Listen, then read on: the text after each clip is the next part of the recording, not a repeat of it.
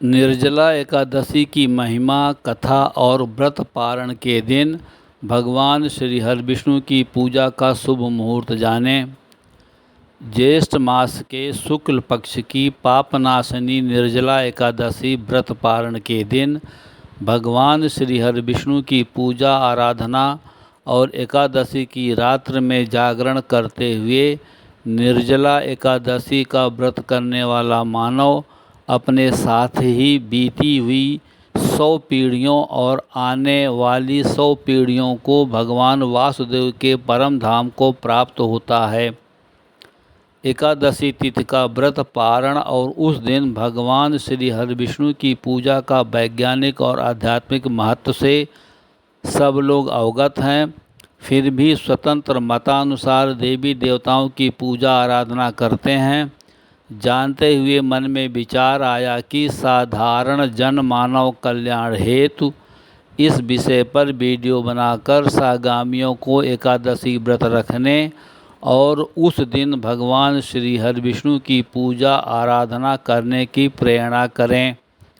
एकादशी व्रत की महिमा, कथा और व्रत पारण के दिन भगवान श्री हरिविष्णु की पूजा आराधना का शुभ मुहूर्त जानने के पहले भगवान श्री हरिविष्णु का ध्यान आकर्षित करने और विष्णुमय माहौल के लिए भगवान श्री हरिविष्णु की वंदना करते हैं। हरिमय जगत जगतमय श्री हरि, यत्र तत्र सर्वत्र वही बसते। नदियों में जल रूप, पृथ्वी पे थल रूप, नक्षत्रों में ज्योति रूप, पुष्पों में हंसते। पास में विश्वास के हैं, तर्क से हैं दूर हरि, इन्हें नहीं मिले ब्रह्म जाल में जो फंसते। इस उस से जो पूछे, निज घट में न ढूंढे, ऐसे मूढ़ हरि के दरस को तरसते। ऐसे जीव हरि की कृपा को तरसते, ऐसे जीव हरि की कृपा को तरसते।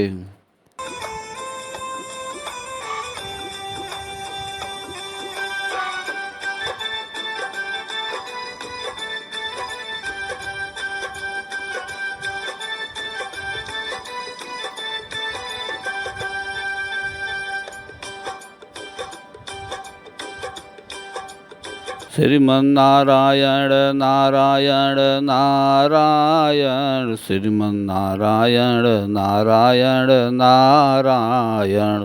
184 भोग के तूने यह मानव तन पाया, रहा भटकता माया में कभी पूजा व्रत नहीं किया। रख ले एकादशी व्रत, रख ले एकादशी व्रत, रख ले एकादशी व्रत, भजले नारायण नारायण नारायण। मैं रोज हरि गुण गान करूं, एकादशी व्रत जरूर करूं। पूजा पाठ करूं, तुम्हें याद करूं, योगासन में तेरा ध्यान करूं। इतने भक्तों के रक्षक तुम, मेरा उद्धार करोगे कभी न कभी।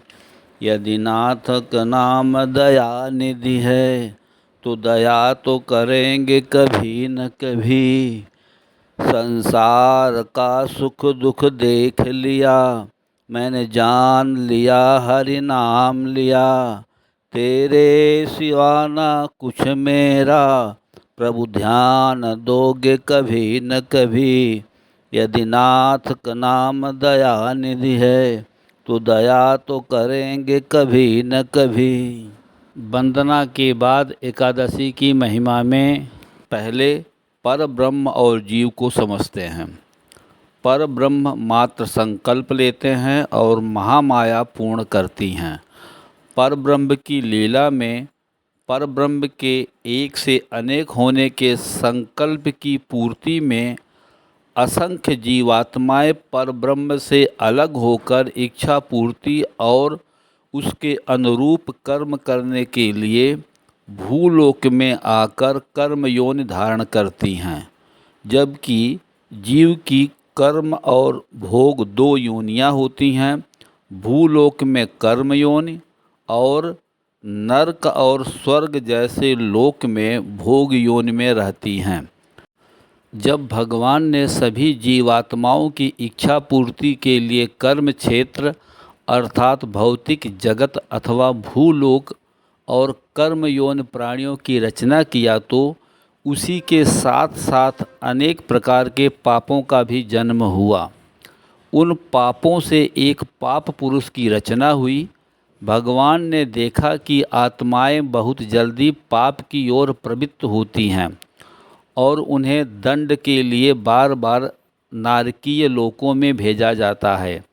जीवात्मा परब्रह्म का अभिन्न अंग होने के कारण परमात्मा को कभी नहीं भूलता है, सदैव स्मरण करता है, परंतु माया की लोलुपता में समय बीत जाता है।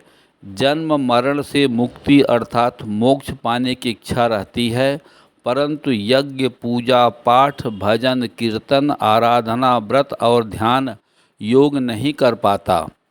भगवान को जीवों पर दया आई और उन्होंने अपने शरीर से एकादशी का विस्तार किया। जीव एकादशी का व्रत रखने लगे और पापों से मुक्ति पाने लगे। इस पर क्रोधित पाप पुरुष भगवान के पास गया और बोला, आपने मुझे बनाया है, लेकिन एकादशी के प्रभाव से मैं अपना कर्तव्य करने में असमर्थ हूँ। भगवान ने उत्तर दिया, यदि ऐसा है तो मैं तुम्हें प्रत्येक एकादशी को अन्न में प्रवेश करने का आदेश देता हूँ, इससे तुम्हारा अस्तित्व बच जाएगा। इसलिए यदि हम एकादशी का व्रत रखते हैं तो हम उन सभी पापों से बच जाते हैं जो हमें एकादशी के दिन अन्न खाने से मिलता है। ज्येष्ठ मास के शुक्ल पक्ष की निर्जला एकादशी तिथि के दिन व्रत रखने और उस दिन भगवान श्री हरि विष्णु की पूजा आराधना का महत्व जानें। एकादशी का व्रत दो तरह से किया जाता है, पहला नित्य व्रत और दूसरा काम्य व्रत। नित्य व्रत में भगवान विष्णु के चरणों में खुद को समर्पित कर देते हैं और उनकी पूजा अर्चना करते हैं। इस व्रत के बदले में उनसे कोई भी कामना या सांसारिक सुख की इच्छा नहीं करते हैं, बल्कि उनकी भक्ति चाहते हैं। नित्य एकादशी व्रत मलमास, पौष मास और भाद्र मास में छोड़कर कभी भी शुरू कर सकते हैं। दूसरा काम्य व्रत में सांसारिक कष्टों को दूर करने और अनेकों मनोकामना मांगते हैं। काम्य एकादशी व्रत को हमेशा उत्पन्ना एकादशी मार्गशीर्ष माह से आरंभ करना चाहिए। श्री सूत जी महाराज शौनक आदि 88,000 ऋषियों से बोले, हे महर्षियों, प्रत्येक माह के शुक्ल और कृष्ण पक्ष की एकादशी तिथि पर एकादशी का व्रत रखा जाता है। इस तरह साल के 12 महीने में 24 एकादशियाँ और अधिक मास की 2 एकादशी जोड़कर कुल 26 एकादशियाँ होती हैं। प्रत्येक एकादशी की महिमा और कथा अलग अलग होने के कारण अनुसार उनके नाम अलग अलग हैं। इन सब में सबसे प्रमुख एकादशी निर्जला एकादशी मानी जाती है। निर्जला एकादशी का व्रत कर लेने से अधिक मास की 2 एकादशियों सहित साल की 25 एकादशी व्रत का फल मिलता है। इस व्रत में पानी के साथ साथ अन्न फल ग्रहण वर्जित माना जाता है।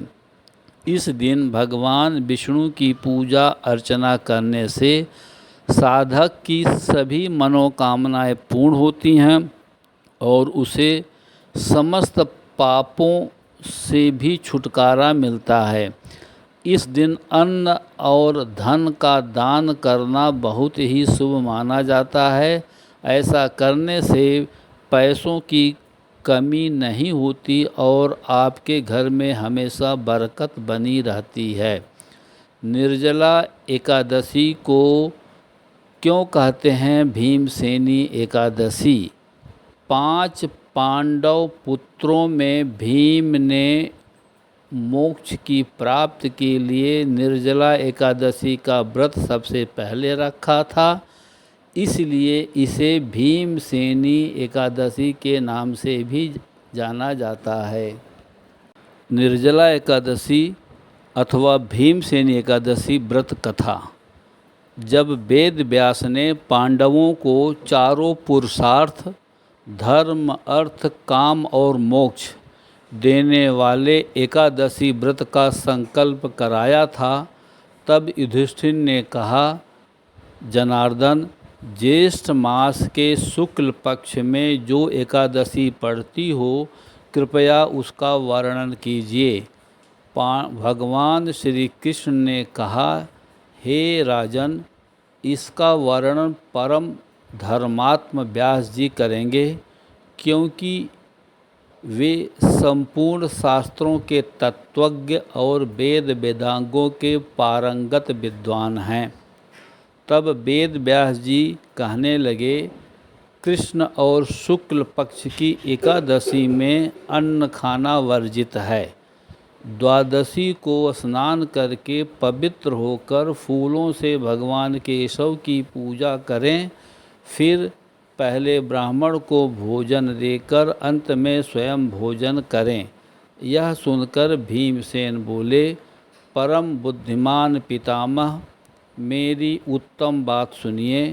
राजा युधिष्ठिर, माता कुंती, द्रौपदी, अर्जुन, नकुल और सहदेव ये एकादशी को कभी भोजन नहीं करते तथा मुझसे भी हमेशा यही कहते हैं कि भीमसेन एकादशी को तुम भी न खाया करो, परंतु मैं उन लोगों से यही कहता हूँ कि मुझसे भूख नहीं सही जाएगी। भीमसेन की बात सुनकर व्यास जी ने कहा, यदि तुम नरक को दूषित समझते हो और तुम्हें स्वर्गलोक की प्राप्ति अभीष्ट है, तो दोनों पक्षों की एकादशियों के दिन भोजन नहीं करना चाहिए। भीमसेन बोले, महाबुद्धिमान पितामह, मैं आपके सामने सच कहता हूँ, मुझसे एक बार भोजन करके भी व्रत नहीं किया जा सकता, तो फिर उपवास करके मैं कैसे रह सकता हूँ। मेरे उदर में वृक नामक अग्नि सदा प्रज्वलित रहती है, अतः जब मैं बहुत अधिक खाता हूँ तभी वह शांत होती है। इसलिए महामुनि, मैं पूरे वर्ष भर में केवल एक ही उपवास कर सकता हूँ, जिससे स्वर्ग की प्राप्ति सुलभ हो तथा जिसके करने से मैं कल्याण का भागी हो सकूँ। ऐसा कोई एक व्रत निश्चित करके बताइए, मैं उसका यथोचित रूप से पालन करूँगा। व्यास जी ने कहा, भीम, ज्येष्ठ मास में सूर्य वृष राशि पर हो या मिथुन राशि पर, शुक्ल पक्ष में जो एकादशी हो, उसका यत्नपूर्वक निर्जल व्रत करो। केवल कुल्ला या आचमन करने के लिए मुख में जल डाल सकते हो। उसको छोड़कर किसी प्रकार का जल विद्वान पुरुष मुख में ना डालें, अन्यथा व्रत भंग हो जाता है। एकादशी को सूर्योदय से लेकर दूसरे दिन के सूर्योदय तक मनुष्य जल का त्याग करे तो यह व्रत पूर्ण होता है। इसके बाद द्वादशी को प्रभात काल में स्नान करके ब्राह्मणों को विधिपूर्वक जल और सुवर्ण का दान करें। इस प्रकार सब कार्य पूरा करके जितेंद्रिय पुरुष ब्राह्मणों के साथ भोजन करें। वर्ष भर में जितनी एकादशियां होती हैं, उन सब का फल इस निर्जला एकादशी से मनुष्य प्राप्त कर लेता है, इसमें तनिक भी संदेह नहीं है। शंख, चक्र और गदा धारण करने वाले भगवान केशव ने मुझसे कहा था कि यदि मानव सबको छोड़कर एकमात्र मेरी शरण में आ जाए और एकादशी को निराहार रहे तो वह सब पापों से छूट जाता है। कुंती नंदन, निर्जला एकादशी के दिन श्रद्धालु स्त्री पुरुषों के लिए जो विशेष दान और कर्तव्य विहित है उन्हें सुनो। उस दिन जल में शयन करने वाले भगवान विष्णु का पूजन और जलमयी धेनु यानी पानी में खड़ी गाय का दान करना चाहिए। सामान्य गाय या घी से बनी गाय का दान भी किया जा सकता है। इस दिन दक्षिणा और कई तरह की मिठाइयों से ब्राह्मणों को संतुष्ट करना चाहिए। उनके संतुष्ट होने पर श्री हरि मोक्ष प्रदान करते हैं। जिन्होंने श्री हरि की पूजा और रात्र में जागरण करते हुए इस निर्जला एकादशी का व्रत किया है, उन्होंने अपने साथ ही बीती हुई 100 पीढ़ियों को और आने वाली 100 पीढ़ियों को भगवान वासुदेव के परम धाम में पहुंचा दिया है। निर्जला एकादशी के दिन अन्न, वस्त्र, गौ, जल, शैया, सुंदर आसन, कमंडल, छाता दान करना चाहिए। जो श्रेष्ठ तथा सुपात्र ब्राह्मण को जूता दान करता है वह सोने के विमान पर बैठकर स्वर्गलोक में प्रतिष्ठित होता है। जो इस एकादशी की महिमा को भक्तिपूर्वक सुनता है अथवा उसका वर्णन करता है वह स्वर्गलोक में जाता है। चतुर्दशी युक्त अमावस्या को सूर्य ग्रहण के समय श्राद्ध करके मनुष्य जिस फल को प्राप्त करता है वही फल इस कथा को सुनने से भी मिलता है। भीमसेन ज्येष्ठ मास में शुक्ल पक्ष की जो शुभ एकादशी होती है उसका निर्जल व्रत करना चाहिए। उस दिन श्रेष्ठ ब्राह्मणों को शक्कर के साथ जल के घड़े दान करने चाहिए। ऐसा करने से मनुष्य भगवान विष्णु के समीप पहुंचकर आनंद का अनुभव करता है। इसके बाद द्वादशी को ब्राह्मण भोजन कराने के बाद स्वयं भोजन करे। जो इस प्रकार पूर्ण रूप से पाप नाशनी एकादशी का व्रत करता है वह सब पापों से मुक्त हो आनंदमय पद को प्राप्त होता है। यह सुनकर भीमसेन ने भी इस शुभ एकादशी का व्रत आरंभ कर दिया। प्रेम से बोलो श्री हरि नारायण भगवान विष्णु माता लक्ष्मी की जय। प्रिय दोस्तों नमस्कार। मुझे आशा है कि मेरी यह लेटेस्ट पब्लिश्ड वीडियो आप सबको बहुत पसंद आई है। अतः घर में बैठकर इस वीडियो का आनंद लेने के बाद मेरे प्रयास को काइंडली लाइक और कमेंट्स करें तथा अपने नियरेस्ट एंड डियरेस्ट को शेयर करें।